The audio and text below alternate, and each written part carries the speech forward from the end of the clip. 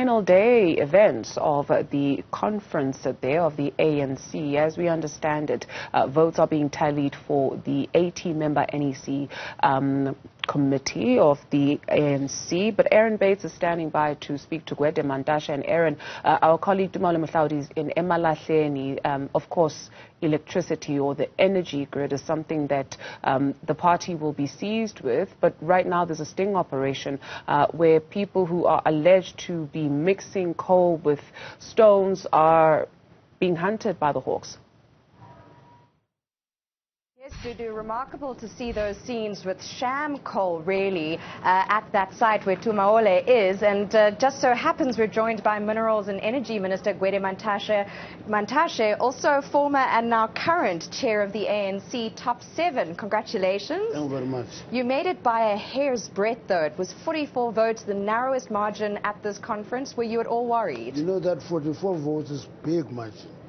One time I contested the position of a deputy general secretary of the NUM. I lost by 20 votes to Marcel Colden. But I didn't become a deputy general secretary for a long time because I lost the election by 20 votes. 44 is a big margin. In your experience, and you are one of the longest serving seniors in the ANC, what do you make of your other colleagues now in the top 7? Are you satisfied? Do you think it's a good leadership for the party? There's some improvement in putting together that top 7, but it will depend on the work we do.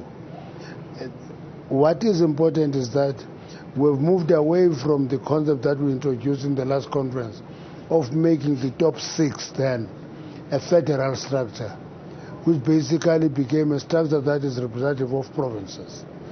That is not what is required for the top 7. You elect top 7 leaders of the ANC to lead the ANC, irrespective of where they come from.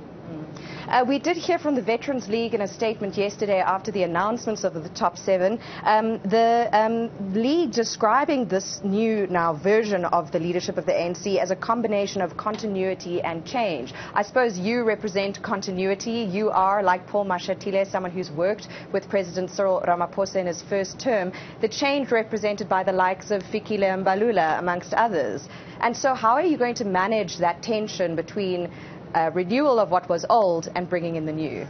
The ANC has a history of a concept of generational mix, and that is continuity and change.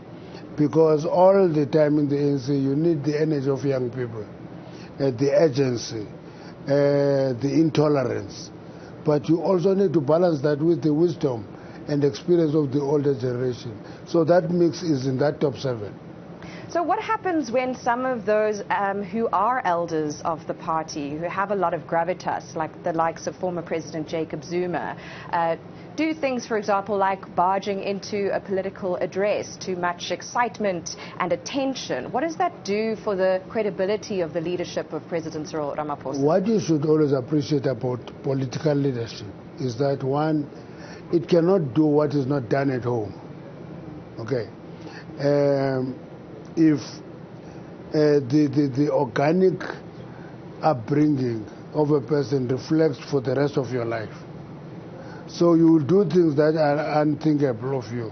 Actually, he came here as a delegate from the branch. I think he wasted a space for a delegate in that branch because he would be accepted here as a former president.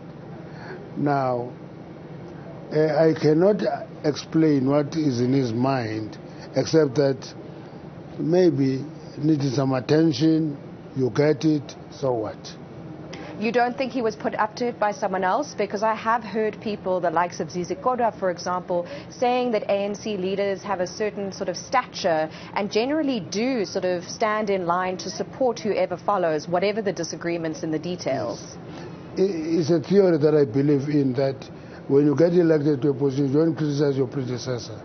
And you never criticize your successor in public. You visit them and explain things that you disagree with.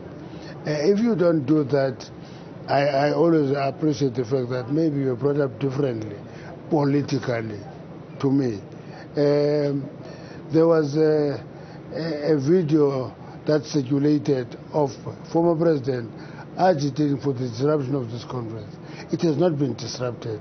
We're finishing it today, after 5 days. Thank you for that. But we are not going to hold him up for that.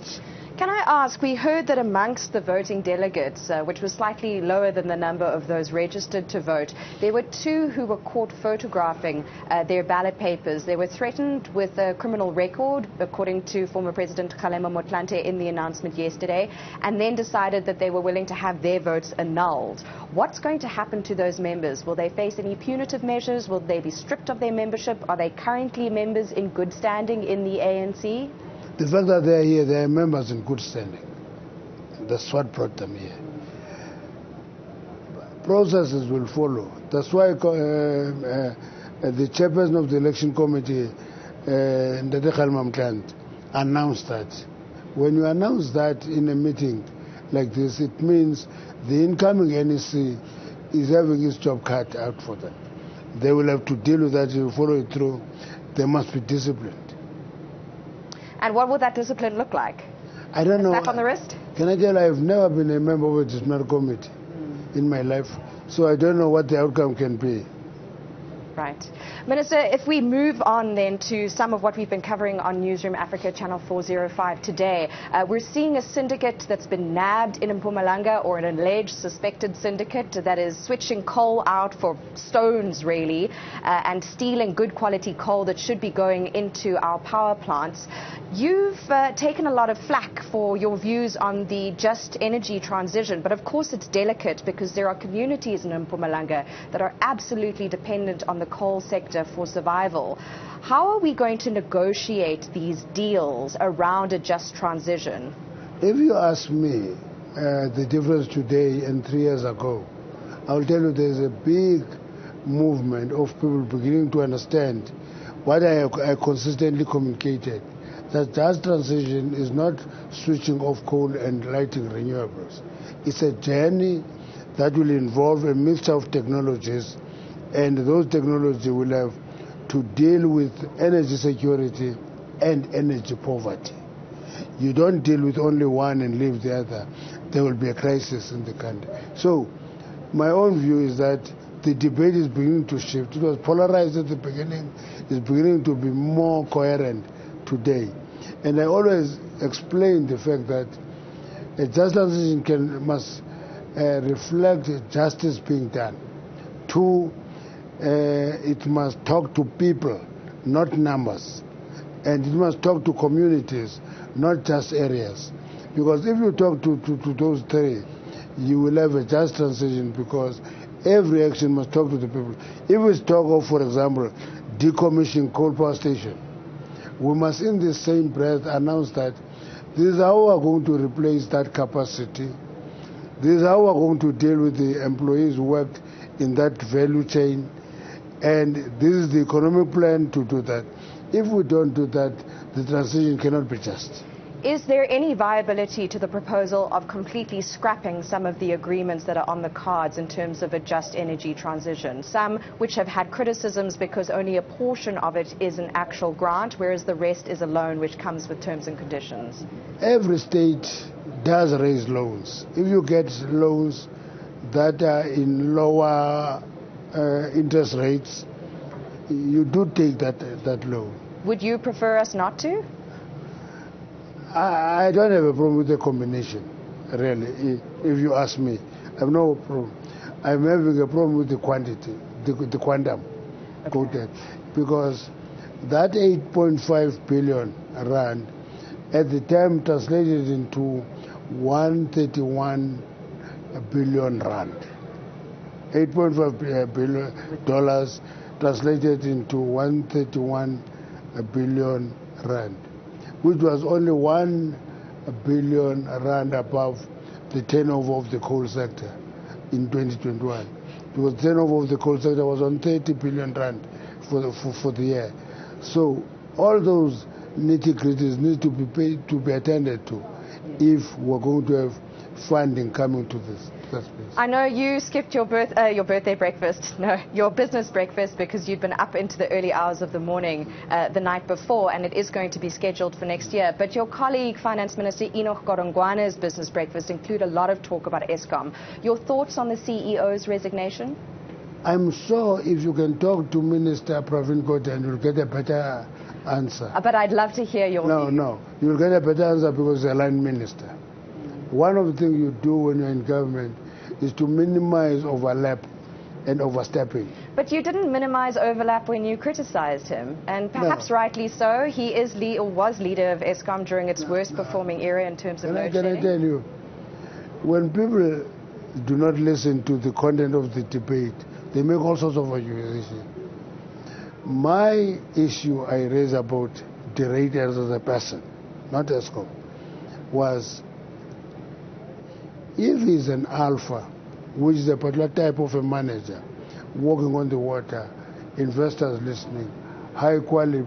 In mining, you talk about people like Bright Gilbertson, you talk about people like Peter Cash, you talk about a number of them who were these big shots who landed with helicopters on top of buildings in the city center. That kind of an executive may not be the right executive for an institution that requires a fixer. Do you get the point? So are you saying he had too much ego and kind of I don't know the ego. Him? I don't know about the ego. I look at the quality of a manager. Eskom requires a fixer. And are you confident they're going to get one now? I can only express confidence when I see applicants. And you haven't seen any applicants yet? I don't know if there's any advert. Will the deployment committee be involved in consulting on that one? No, I would imagine that people who are going to be conducting interviews will consult the deployment committee. Actually, there's nothing wrong in consulting the deployment committee because you are not making appointments. You look at the quality, you look at the qualification, you look at the experience, you make a recommendation, but the line minister ultimately make the appointment. Yeah. If we come back to that just energy transition question for a moment, if South Africa's energy is effectively a pie, how much of the slice in 5 years would you like to see made up of coal versus perhaps wind, nuclear and solar? In 2030, we've projected coal to be reduced by 15% in energy generation. We've projected renewables to increase by 18%. We've made provision for 3,000 megawatts from gas. We've made provision for 2,500 from nuclear. So there's at least, you just need the integrated resource plan to understand the breakdown, which we are reviewing now. Because in the planning, we expected Eskom to have energy availability factor of up to 75%. It is at 59 now. And that 59 reflects the gap between the connected and what they can give us, between 48,000 megawatts and 26,000 megawatts. So we'll have to revisit that and begin to say, unless X, Y, and Z is happening, we're not going to be able to attend to the immediate problems. So there's the theory of how much power Eskom can give and the practice of how much it's actually giving at the moment. There is not a theory. There is a reality of connected capacity of Eskom standing at 48,000 megawatts. And Eskom never give you energy more than 26,000 megawatts. That's not theory, that's practice. Yeah, on the ground. Talking of on the ground, of course, we now know that the army has been called in to guard certain Eskom plants. What's your attitude toward that move, and does it speak to the failures of both Eskom and indeed the ANC-led government to actually deal with some of the security issues at Eskom? I don't know why do you separate the army from the ANC government. Let's say the army underneath the ANC government or under the directions of the ANC government. Allow me to answer you. I don't know this ANC government and the army. There is a Minister of Defense in the ANC government, okay, who would be responsible for that issue. And I can tell you with my eyes closed, I'm not party to it. When the army is going to be deployed, that minister will talk to the Minister of Police, because Army will be giving a backup to the work of the police. When you take that decision, an extreme decision, it means that you take corruption and theft in Eskom very serious. And therefore, correctly so, I would appreciate that it should be intensified and tightened. Right, so you're calling for even more boots on the ground. Yes. Minister, talking of corruption and such, I have to ask you about the Bosasa matter. You have been named in the Zondo report. You said you were going to take it on legal review. In fact, you were the first person to announce that. How's that review looking? We're months down the line. I don't know if you read the report first. I did. I read plenty of it, believe me, and covered the commission for a good 4 years. I don't know if you read it. Yes. If you read it, let me remind you, you have forgotten, I can say that. That report itself, not me, admits that the terms of reference of the Commission do not cover the case that affected me. It's not me who's saying that, it is the report itself. However, the report went ahead and subjected me to interrogation and questioning. Yes, I was there. And they came to a conclusion that they can't find any prima facie evidence of corruption in my case. Okay. So, and then they closed the report. But they make a strange recommendation that want to refer it to another institution that can investigate. It can possibly find a prima facie case that the Commission itself has not found. And that is what I'm taking on review. Have you filed that review? I filed it a long time ago. Yeah. Yeah. And any dates on that? No dates. No dates. Yeah. Because the President in his political address... But there was another issue that was curious for me. Yes. I submitted the review application. I have not found any response. I looked at the last batch of reports of the Commission, where it is listing recommendation. I discovered that my case is not in those recommendations. And what do you make of that? I don't know. I make nothing. But I'm noticing that it is not in that list. Yes. What I wanted to say is that the President in his political address at the beginning of this conference mentioned state capture, and he said that there will be pushback, but that must strengthen our resolve. Yes. What's your view on that as you lead the second term? The ANC is the only party that went to the Commission. Nobody else.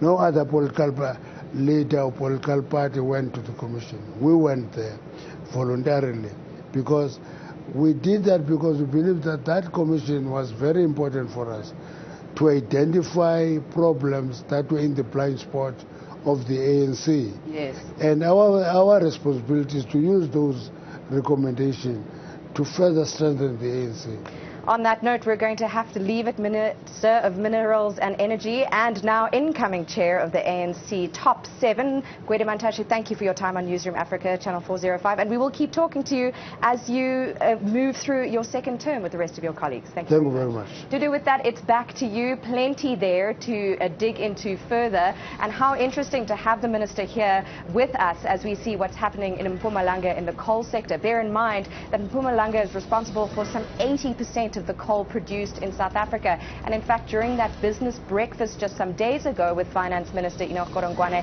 he touched on the need to increase exports of coal from South Africa abroad.